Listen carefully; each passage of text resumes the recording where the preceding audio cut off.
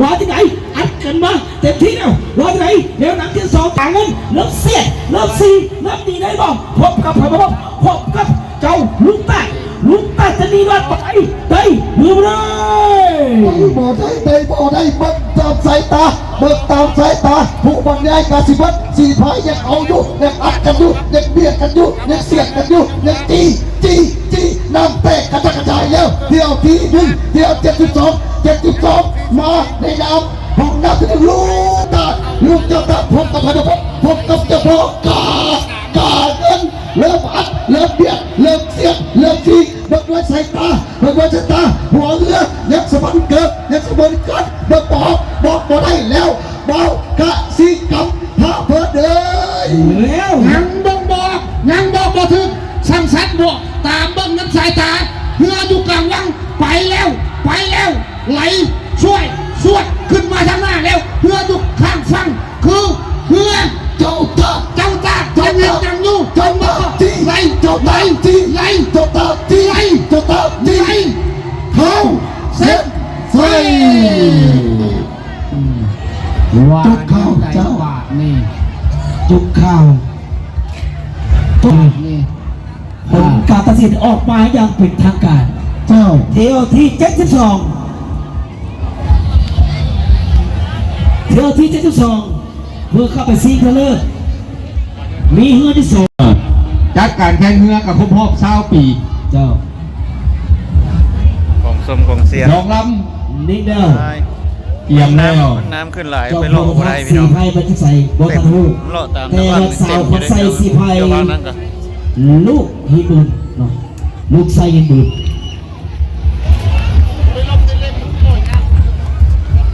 นิ่งไปแล้วก่อนเสียหาจะขาดมันกินตมมันลงไปบ่ได้พี่น้องอยากหูรับต้องไม่ตัดตารางการแข่งขันเรือนะครับแรงจะเริ่มยืน1 โมง 30 นาทีเนาะ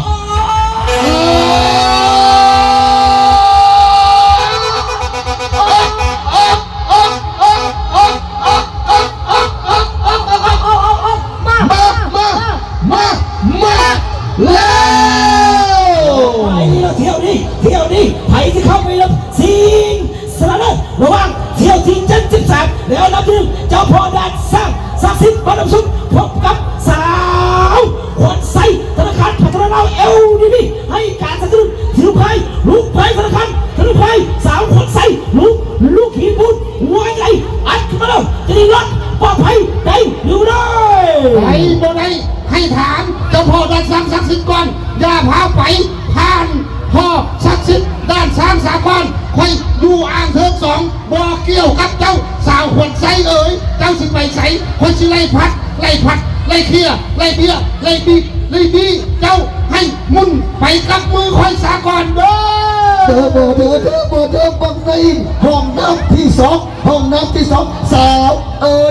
ขวัญใสให้การสนับสนุนโดยธนาคารพัฒนาลาว LDB เอาละมาอัดกับไผ่บ่อัดมาอัดกับเจ้าพ่อด้านศักดิ์สิทธิ์ในน้ำบ้านเอาน้ำชุบเอาละไว้หัวเรือทั้ง2 ลำนักเสมอกันนักสมังเกอต่างคนต่างอัดต่างคนต่างเบียดต่างคนต่างเสียต่างคนต่างเสียชนะแล้วเข้าไปซิงที่1น้องสาวขวัญใสพ่อคือไปสาวขวัญใสน้ำที่ขวัญใสนี่ขวัญจุกจริงขวัญใสนี่ขวัญจุกจริงขวัญใสนี่ขวัญจุกจริงขวัญใสนี่ขวัญจุกจริงขวัญใสนี่เรือกระเพื่อมเรือไล่เส้นได้แล้วครูสิงเสนอได้แล้วจบเกมเจ้าสุดยอดสักอันนี้เป็นตัดตารางการแข่งขันได้ภาพแรง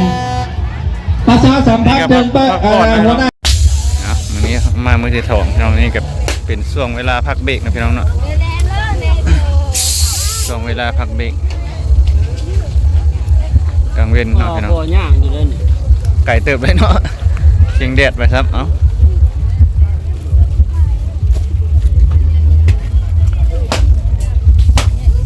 โมก็มีเนี่ย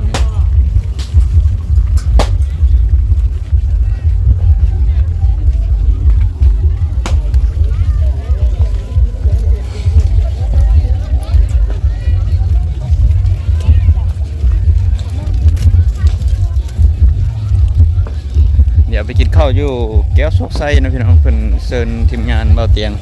คำนากายไปกินข้าวอยู่หานร้านเพิ่น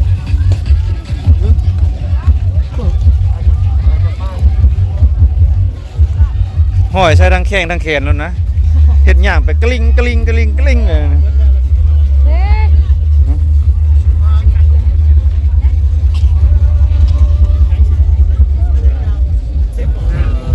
เข้าห่มได้เฮากัน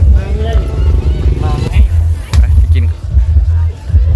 นข้าวไปกินข้าวลงแก้วโซกไส้เกินในเบิดเสียแห้งไปหลายเติบพี่น้องเลยข้าวแก้วโซกไส้อันนี้เอาไหมสัตว์บกโป่งเนี่ยสัตว์บกโป่งเนาะ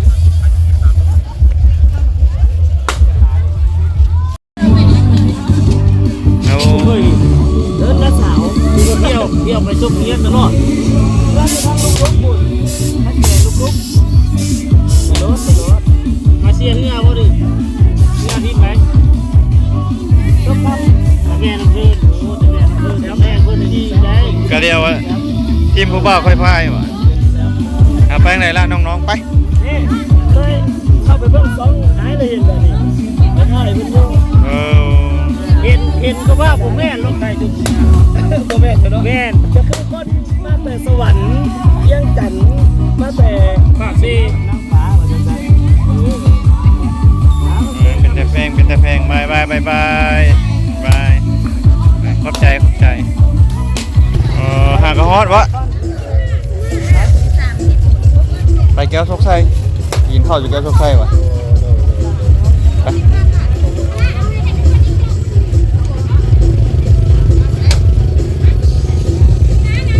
ปโอ้จะหอยแห้มแท้นี่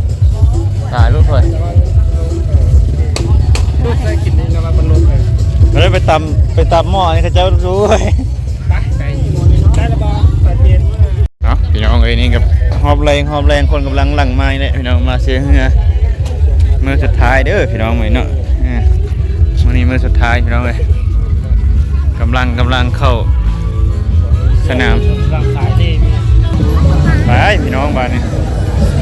เลาะเรื่อยๆ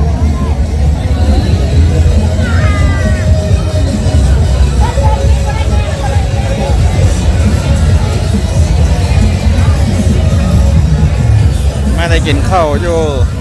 วงดนตรีแก้วโซกไส้พี่น้องเพิ่นเลี้ยงข้าวโอ้ขอบใจเพิ่นหลายๆเนาะพี่น้องเนาะมาในมื้อนี้เพิ่นเลี้ยงข้าวทีมงานเบาเตียงคำนากายนะพี่น้องก็เลยอิ่มน้ำเพิ่นพี่น้องมื้อนี้เพิ่นเห็นซอยซีนทุกกินนะพี่น้องเนาะขอบใจเพิ่นหลายๆเด้อพี่น้องนะเดี๋ยวเฮาไปประจำการต่อพี่น้องไปตามไส้ไปไล่ส้มน้ำเบาเตียงอย่างเพิ่นพี่น้องคนเริ่มหลายแล้วเขาเจ้าเริ่มมาเพิ่มพายเรือหอบซิงหอบแรงเนาะพี่น้องกำลังขึ้นไปเที่ยวท่าเนี่ยกำลังขึ้นไปเที่ยวท่าไปต่อเลย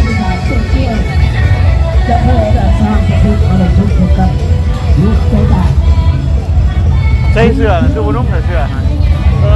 ดูนุ่มใส่ กำลัง เจ้าแม่คุณมาบุรุษที่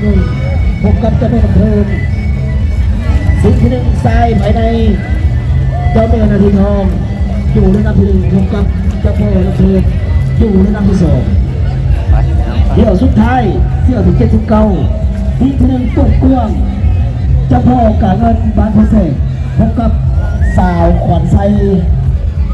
ธนาคารพัฒนาลาว LDB เนาะบรรจุสี่พายของทานขึ้นสู่จุดปลาย สบายดีเด้อสบายดีสาวงาม นี่มันคือได้ชื่อบ่ชื่ออยู่ คนนี้บ่เราจะย่างไปหาได้อ้าวเมื่อคืนนี่คือมันสูงๆเลยมัน แม่เขาบ่รู้ตีบ่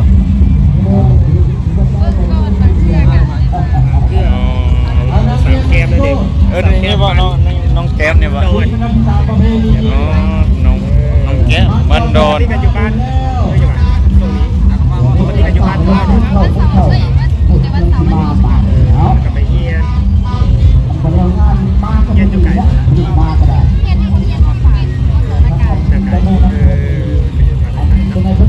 เขาบ่รู้ตีแล้วก็หาเลยอยู่หน้าเวที ไม่เล่นยังไปอยู่กลางเอา บอกมแรงบอกใส่ซื้อเบียร์ให้แรง งานทีมติ เรียกเบียร์ได้เด้อ ได้คะแนนไปหาโอเคขอบใจ ขอใจในนาทีทอง สุดท้าย นา แล้ว ที เนี่ย ทองกับผมยังแพ้ด้วยกัน ไป ไปก่อนเด้อ ไปใส่เที่ยวนี้โลกเปิดกว้างทีหนึ่งมาแข่งกับรอบภายใน15ทีมไทยชิงเอาเงินรางวัลมีเงินรางวัลมีขันรางวัลโบกรอบนี้โบได้แข่งละแข่งแท้แข่งอีหลีเอาหรอเฮ็ดเอาแท้เอาว่าพายลงมาไผ่อยู่ทางไหนแม่งไผ่อยู่ทางไหนเอาเงินรางวัลทางไหนเบิ่งมันคู่ขี้สูสีบ่ได้เฮ็ดเล่นมีเงินให้พายจับดีเบิ่งแล้วนะที่ทองอยู่ฟังเพื่อโครงการค้าอยู่กลางวังเบิ่งยังเคาะใส่กันถ้วยแม่นไผ่เป็นไผ่บาทนี่ไปแล้ว ไปรอบนี้รอบ6สิ่งที่หนึ่งภายในเจ้าแม่นาทีทองพบไปพบสิ่งแชมป์ชนแชมป์ระหว่างเปิดกว้างระหว่างสาวขวัญใจจากอับจากเบียดจากเสียดจากสีเดี๋ยวเริ่มนักดูนี่กันอยู่พันไส้นาทีทองนาทีทองไหลเข้าเล่นไส้เอารางวัลปลอบใจเอาแล้วทางเบาเอาแล้ว ทั้งหมดจะเก็บการยกรอบที่ชักกันลง ไปที่ไปกันไปที่ไปรักตีสักน้ำนม มาแล้วตีสักน้ำนอง หลังวันภายงานมีรางวัลภายงานมาแล้วผู้ใดสิไปฮัดกันผู้ใดสิไปฮัดหลัง มีเงินอยู่บอกรอบตีสักน้ำนองนี่มาแล้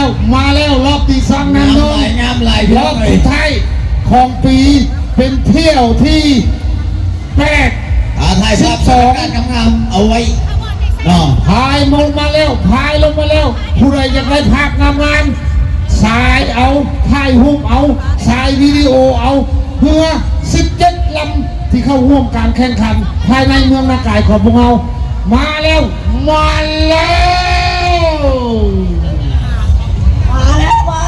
ล่อยออกมายังมึงบอกกูได้ปูไปเป็นใบตอนนี้ปูไปเป็นใบ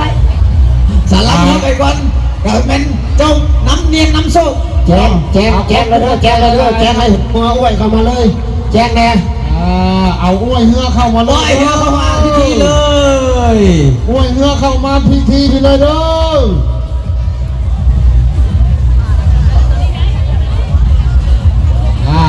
ไผ่สิฮอตก่อนไผ่สิฮอตหลัง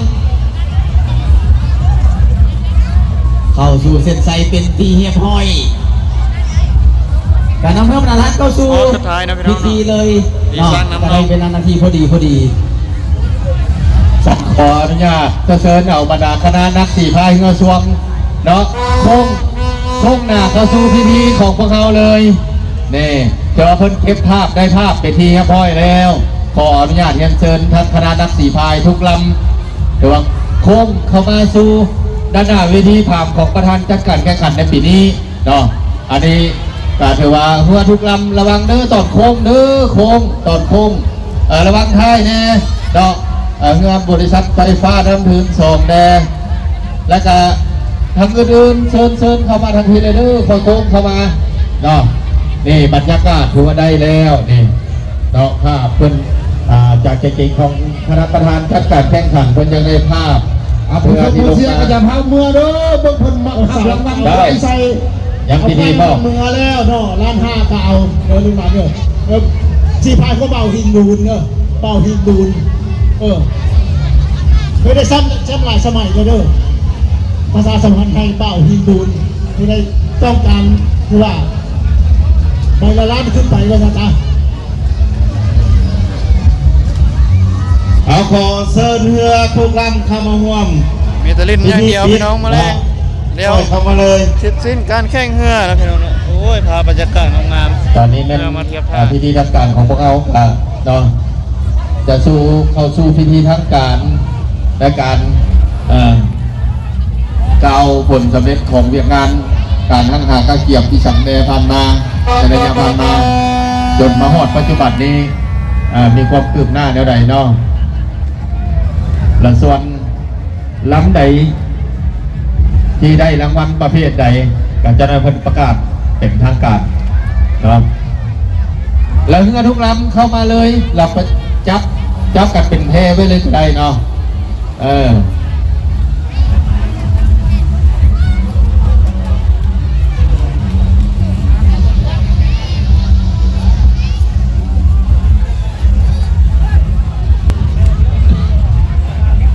ทั้งนักภาคพวกนักบรรยายทั้งของการกสิกรรมเพิ่นขึ้นแล้วบานี้กินฮอดเด้ประธานกินฮอดเฮือเก้า อันในบ้านโซ่เอ้ยเพิ่นว่าจะขอคืนเพิ่นว่าซะ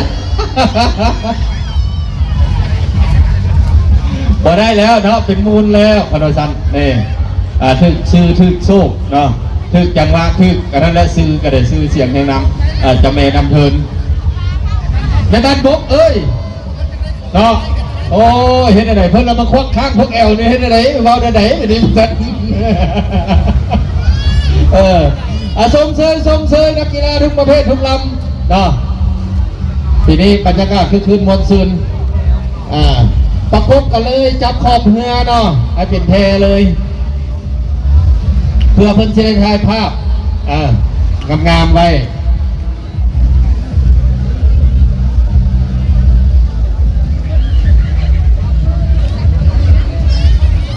มอบไม้ให้พิธีการทั้งพุ่นเลยเด้อ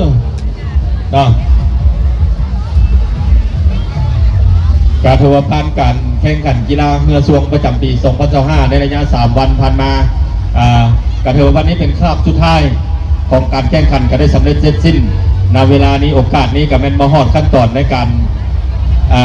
พิธีการของการปิดสนามการแข่งขันประจำปีของเมืองนากายของพวกเขาเจ้าปีนี้ก็ได้คือขึ้นมวลชื่นเนาะเนาะเจ้ามอบให้ทั้งการนำดำเนินพิธีต่อเลยบัดโฆษกพิธีการทั้งเท้ากับสำเร็จเสร็จสิ้นสำเร็จของแจ้งเพื่อแต่ละรับเนี่ยยับเข้าใกล้ๆกันเวลาถ่ายรูปมันงามเพื่อที่นี่ให้ทั้งแจ้ง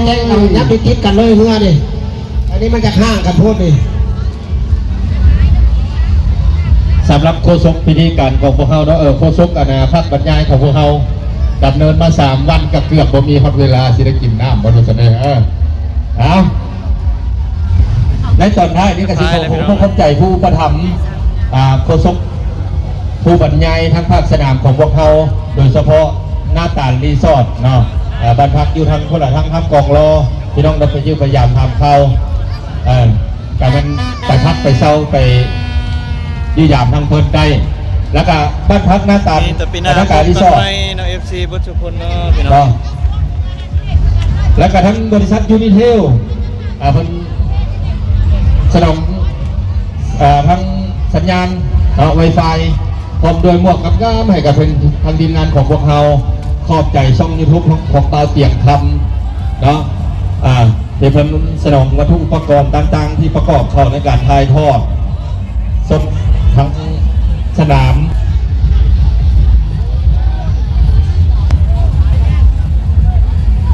สำหรับโฆษกพิธีการเฮาพร้อมแล้วบ่เนาะ